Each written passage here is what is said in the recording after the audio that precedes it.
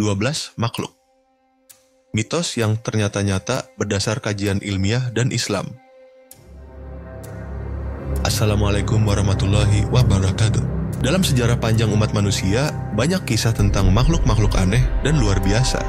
Tapi tahukah kalian, sebagian makhluk mitos itu ternyata memiliki kemiripan dengan makhluk nyata di dunia sains? Mari kita telusuri 12 makhluk mitos yang ternyata benar-benar eksis atau memiliki penjelasan ilmiah, disertai hikmah dari sudut pandang Islam. Makhluk pertama adalah naga. Legenda naga muncul di banyak budaya, seperti Tiongkok, Eropa, dan Arab.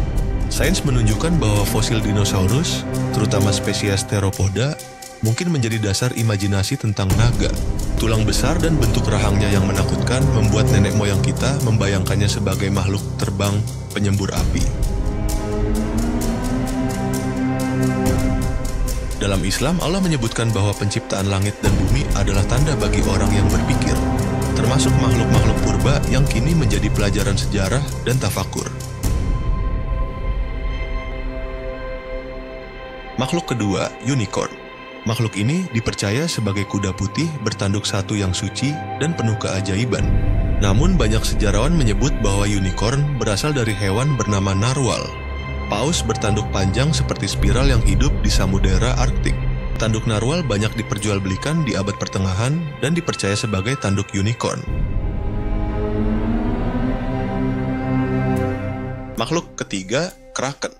Dalam legenda Skandinavia, kraken adalah monster laut raksasa yang bisa menenggelamkan kapal. Sains kemudian menemukan spesies gurita raksasa seperti giant Pacific octopus yang bisa mencapai panjang lebih dari 9 meter. Makhluk laut ini benar-benar ada, meski tidak seagresif cerita rakyat.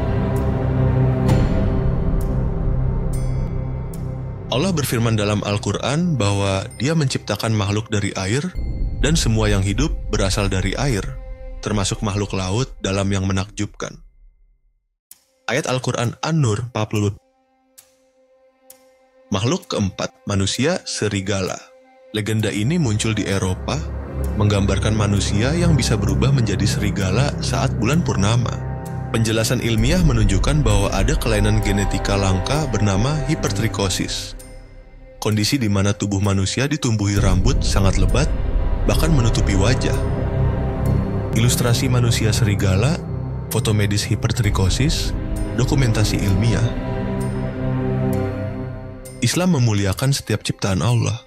Meskipun berbeda secara fisik, setiap manusia diciptakan dalam bentuk terbaik. Ayat Al-Quran Atin Pot.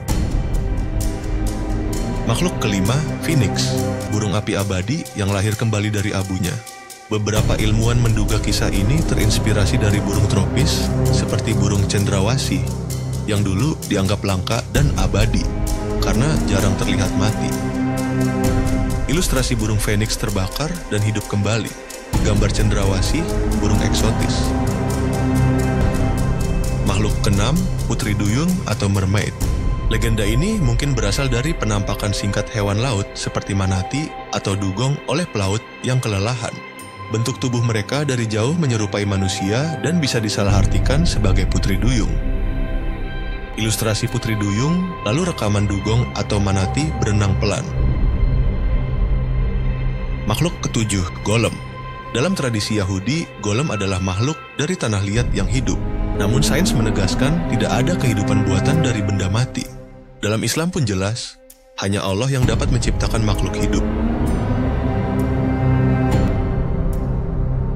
Makhluk kedelapan, zombie, makhluk hidup yang mati lalu bangkit kembali. Kemungkinan besar ini terinspirasi dari penyakit seperti rabis atau keracunan zat tertentu yang membuat penderitanya agresif dan kehilangan kesadaran.